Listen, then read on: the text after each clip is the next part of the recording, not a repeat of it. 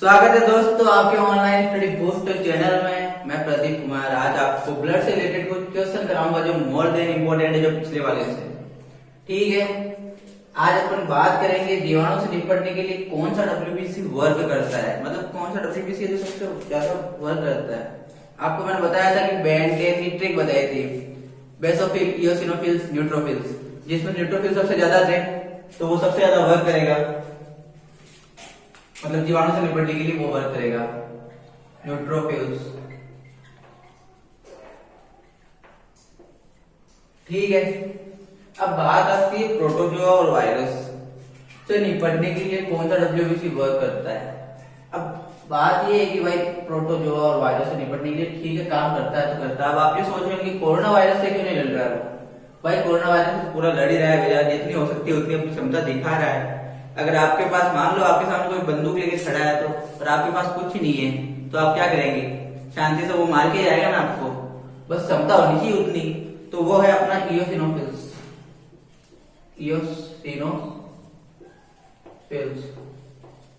इसकी क्वांटिटी बताई मैंने आपको, बिल्कुल छोटी तरीके से बताई थी, बेंटेन। ठीक है ना, बेंटेन। ठीक है, बेंटेन आपने कार्टून देखा होगा तो इसमें क्या था 0.5 to 1%, ये क्या था 2 से 3%, ये क्या था 60 से 65%।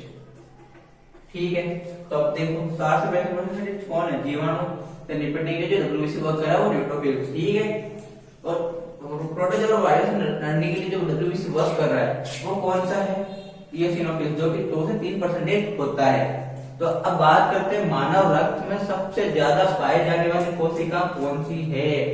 टिश्यू से रिलेटेड कोई क्वेश्चन नहीं है, ब्लड से रिलेटेड क्वेश्चन है, आरबीसी, डब्ल्यूबीसी, प्लेटलेट्स की बात हो रही है। ठीक है, तो इसमें क्या पूछा है, मानव रक्त में सबसे ज्यादा पाई जाने वाली सेल्स कौन सी है, यानी कोशिका कौन सी है। सबसे ज्यादा पाई जाने वाली कोशिका है आरबीसी, 5 से 5.5 बिलियन होती है, मिलियन होती है। ठीक है ना, तो कौन सी होगी, आरबीसीएस। ठीक है, अब बात आती है प्लेटलेट्स का निर्माण कहाँ होता है यार, कहाँ होता है, घर में खाने का निर्माण कहाँ होता है, किचन में होता है ना। तो वैसे इसका निर्माण बोन मैरो में होता है, बीएमडब्ल्यू मान लो या बोन मैरो, क्यों बीएमडब्ल्यू शॉर्ट ट्रिक मान लो, जो लास्ट में डब्ल्यू है, बोन मैरो। अब बात आती है प्लेटलेट्स का जीवन काल कितना होता है। भाई जितनी कम संख्या, जितना गरीब बेचारा उसकी जनसंख्या हो, मतलब जितना दबाएगा और डिप्रेस होकर मरेगा ही ना, कहाँ जाएगा। 8 से 10 दिन होती है बेचारे की जीवन काल, 8 to 10 days। ओके, अब आता है आगे क्वेश्चन, प्लेटलेट्स की संख्या का बढ़ना क्या कहलाता है। प्लेटलेट्स की संख्या का बढ़ना क्या कहलाता है, प्लेटलेट्स की संख्या का बढ़ना कहलाता है थ्रोम्बोप्लास्टिक। क्या कहलाता है, थ्रोम्बोप्लास्टिक। ठीक है, थ्रोम्बोप्लास्टिक इसका साइंटिफिक नेम इसी से रिलेटेड होता है। ठीक है, अब बात आती है डब्ल्यूबीसी का जीवन काल कितना होता है। डब्ल्यूबीसी बेचारा बहुत कार्य करता है यार, देखो उसको 2 भाग में डिवाइड किया था, ग्रेन्युलोसाइट और अग्रेन्युलोसाइट। ग्रेन्युलोसाइट में मोनोसाइट थे, लिम्फोसाइट थे। ठीक है, अब मोनोसाइट लिम्फोसाइट क्या करते हैं, मोनोसाइट क्या करते हैं, पैरासाइटिक जो भी बाहर से फॉरेन सेल आ रही है उनको मार देती है। ठीक है ना, काम तो बेचारा बहुत कर रहा है। लिम्फोसाइट हो गया जो अपने रिस्पॉन्सिबल फॉर इम्यून सिस्टम होता है। ठीक है ना, तो इसमें इसका जीवन काल कितना होता है, 2 से 5 दिन। अब देखो इसका चक्कर क्या है, कई बुक्स में 3 से 5 दिन दे रखा है, कई बुक में 1 से 4-5 दिन दे रखा है। तो मोस्टली टाइम जो करेक्ट आंसर होता है वो 2 से 5 होता है, क्योंकि जितनी भी स्टैंडर्ड बुक्स होती है उसमें 2 से 5 दिन ही दे रखा है। ठीक है ना, अब बात करते हैं मानव शरीर के रक्त में सबसे ज्यादा डब्ल्यूबीसी कौन सा पाया जाता है। मानव रक्त में सबसे ज्यादा जो डब्ल्यूबीसी कौन सा है पाया जाता है, ये सबसे ज्यादा न्यूट्रोफिल्स, यानी 60 to 65% होता है। तो कौन सा हो गया, न्यूट्रोफिल्स। अब देखो अपन आगे बात करते हैं किस और क्वेश्चन के बारे में। तो अपन आगे देखते हैं कि और रक्त समूह सर्वदाता रक्त समूह कहलाता है क्यों। अब देख लो, आपके घर में कोई मुखिया, आपके पापा हैं, कोई भी हो सकता है, ठीक है ना, तो वो आप सबको कुछ दे ही रहा है, ले तो नहीं रहा है कुछ आपसे। अगर आप बड़े हो गए कमा के देते हो तो अलग बात है, बच्चे हो तो आपको आपके पापा ही ला के देते हैं ना। तो वो क्या, उनके पास कोई एंटीजन नहीं है, कोई दूसरा कमाने वाला कोई सोर्स नहीं है, कोई उनका बड़ा बेटा अभी कमा नहीं रहा है, वही बात होगी, ठीक है ना। तो क्या है, कोई एंटीजन नहीं होता है, इस कारण से इसको सर्वदाता रक्त समूह कहते हैं, ठीक है ना। अब ये अपन बात करते हैं आरबीसी की संख्या किस यंत्र के द्वारा ज्ञात की जाती है। आरबीसी की संख्या की बात कर रहे हैं अपन, ना कि ब्लड प्रेशर की। तो वो कौन सा होता है, हीमोसाइटोमीटर।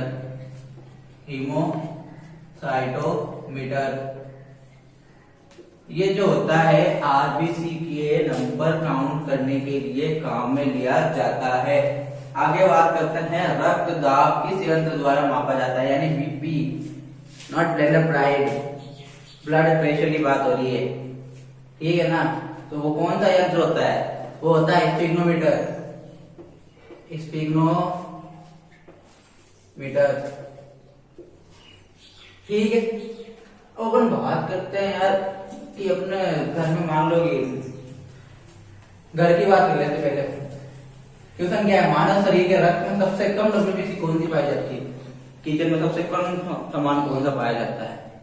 अपन जो डेली यूज करते ही नहीं है, हल्दी का मान लो रोज कम यूज करते हैं, ज्यादा तो इसको मिर्ची जैसे डालते हैं नहीं, तो वही बात है, कौन सी कम पाई जाती है, कौन सी होती है।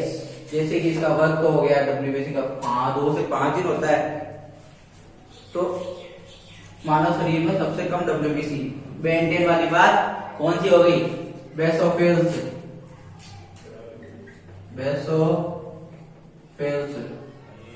ठीक है। मानव शरीर के रक्त में सबसे बड़ी डब्ल्यूबीसी कौन सी होती है। अब मान लो सबसे बड़ा घर में कौन है, पापा अकेले, मोनो मतलब अकेला, तो कौन सा हो गई, मोनोसाइट। क्या करती है, बक्सकाणु कोशिका होती है। मतलब आपके पास आप उनका कोई लड़का है, उसके पास कोई गलत तत्व के एलिमेंट वाले लड़के आ रहे हैं, तो उनको वो हटाएंगे, उनको बोलेंगे बेटा भाई ये मत कर, कि वो गंदे लड़के हैं उनके पास मत रहे, वो आवारागर्दी करते हैं, उनके पास ये मत कर, वो मत कर, ठीक है। तो वो कौन करते हैं, अपने पापा, यानी मोनोसाइट इसमें ये वर्क करता है, ठीक है। अब बात करते हैं मानव शरीर के रक्त में सबसे छोटी डब्ल्यूबीसी कौन सी होती है। सबसे छोटी डब्ल्यूबीसी वो होती है लिम्फोसाइट।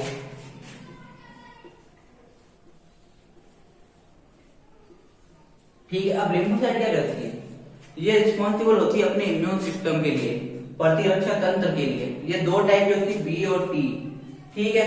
अब बात करते हैं रोगों से लड़ने की प्रतिरोध क्षमता कौन प्रदान करता है। Monocyte, lymphocyte, basophils, eosinophils, neutrophils किसमें प्रेजेंट होते हैं, डब्ल्यूबीसी में प्रेजेंट होते हैं। तो क्या कहेंगे, डब्ल्यूबीसी या साइंटिफिक नेम ल्यूकोसाइट, ठीक है। अब देखो ये अपना मान लो कोई सा भी रक्त समूह है, मतलब मैटर ही नहीं करता भाई, कोई भी फर्क नहीं पड़ता क्या कर रहा है, बस ये याद रखो इसमें कोई एंटीजन है ही नहीं।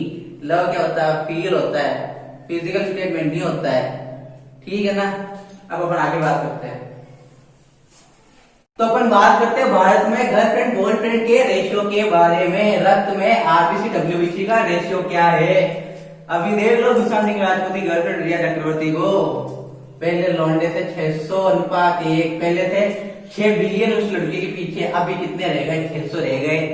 देखो उसका क्या कहते हैं डिक्रीजमेंट, देखो डिक्रीज कितना हो गया बेचारे का, समझो लॉस।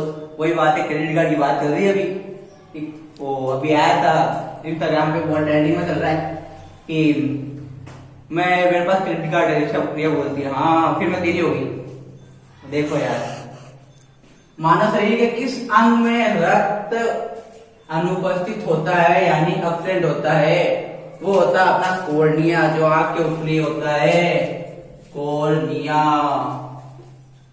कोरोना नहीं है, कॉर्निया है, ध्यान रखना, अस्थि मज्जा के किस ऊतक से ब्लड का निर्माण होता है? वो होता है हिमेटोपोएटिक। हिमेटोपोएटिक कौन सा होता है? हिमेटोपोएटिक।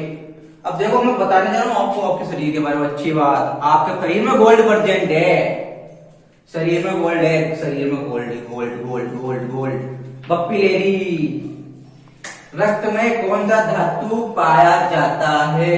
रक्त में दो धातुएं पाई जाती है, एक आयरन और एक होता है गोल्ड।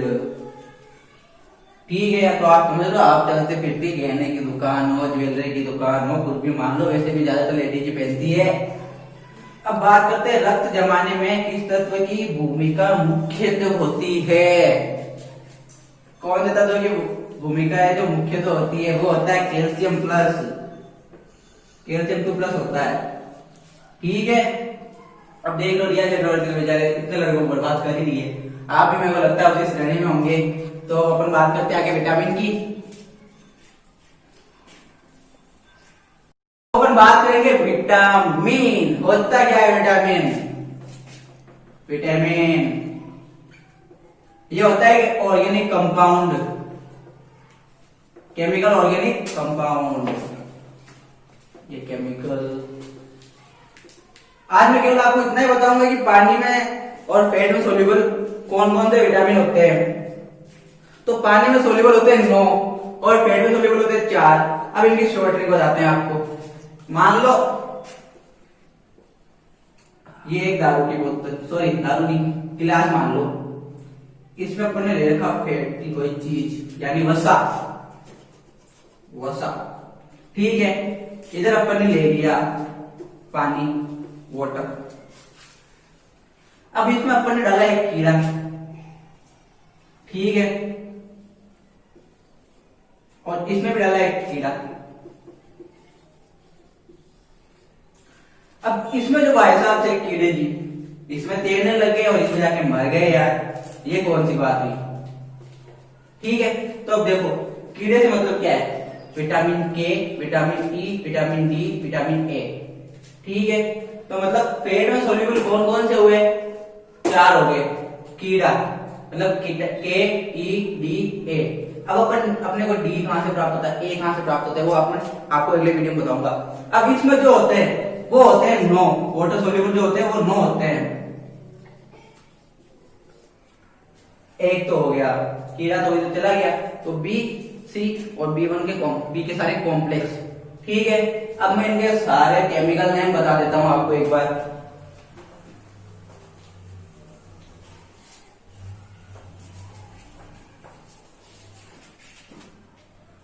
पहले बात आती है vitamin A, vitamin B, vitamin C, vitamin D, vitamin A, vitamin के।